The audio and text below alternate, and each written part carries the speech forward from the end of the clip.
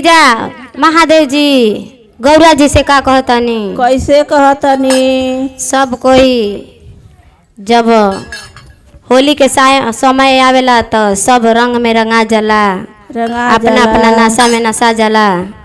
तो महादेव जी गौरा जी से का कहतनी? का कहतनी? कहतनी कि अरे भांग बटे ये गौरा पीस देबू का हो, भांग बटे ये गौरा पीस देबू का हो, भांग बटे ये गौरा पीस देबू का हो, भांग बटे ये गौरा पीस देबू का हो, भांग बटे ये गौरा पीस देबू का हो, भांग बटे ये गौरा पीस देबू का हो, भांग बटे ये गौरा पीस देबू का हो, भांग बटे ये गौरा पीस देबू का हो, पीस देबू का हो, पिया देबू का हो, पीस देबू का हो, पिया देबू का हो, पीस देबू का हो, पिया देबू का हो, पीस देबू का हो, पिया देबू का हो, भांग बटे ये गौरा पीस देबू का हो, भांग बटे ये गौरा पीस देबू का हो, भांग बटे ये गौरा पीस देबू का हो, भांग बटे ये गौरा पीस देबू का हो। गौरा जी कहतड़ी कैसे कहतई?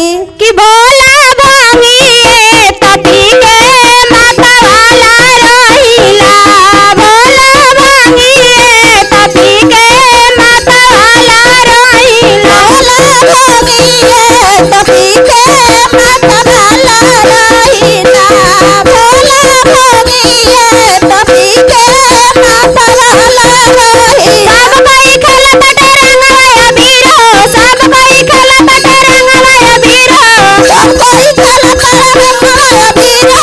कोई खेलत रंगवा अबीर हो। भोला भांगिया के गोला राव हम ना पीसब, भोला भांगिया के गोला राव हम ना पीसब, भोला भांगिया के गोला राउर हम ना पीसबियो, भोला भांगिया के गोला राउर हम ना पीसबियो। भोला जी कहलन कि भांग ना पीसबू त ये गौरी काम बा कद का कद?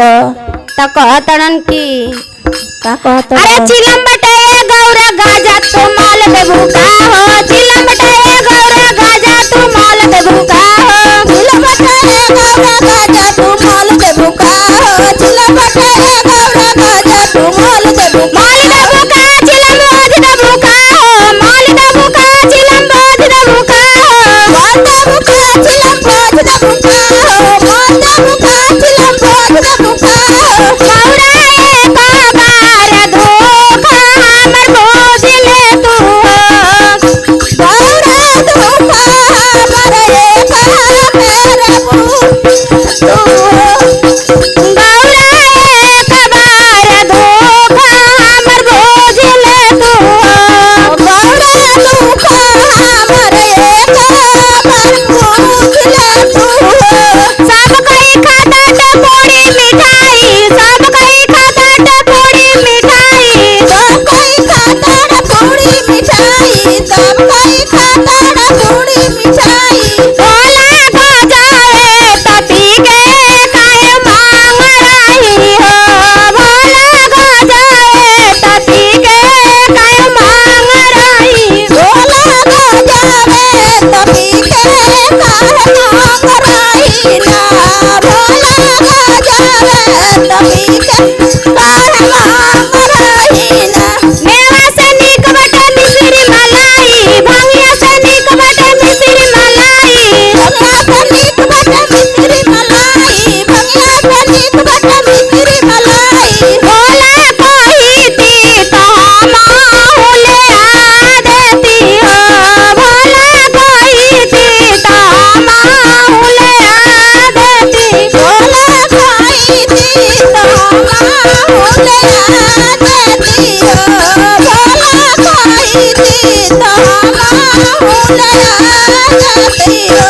भांग बटे गौरा पीस देबू का हो, भांग बटे गौरा पीस देबू का हो, भांग बटे गौरा पीस देबू का हो, भांग बटे गौरा पीस देबू का हो, पीस देबू का हो, पिया देबू का हो, पीस देबू का हो, पिया देबू का हो, पीस देबू का हो, पिया देबू का हो, पीस देबू का हो, पिया देबू का हो।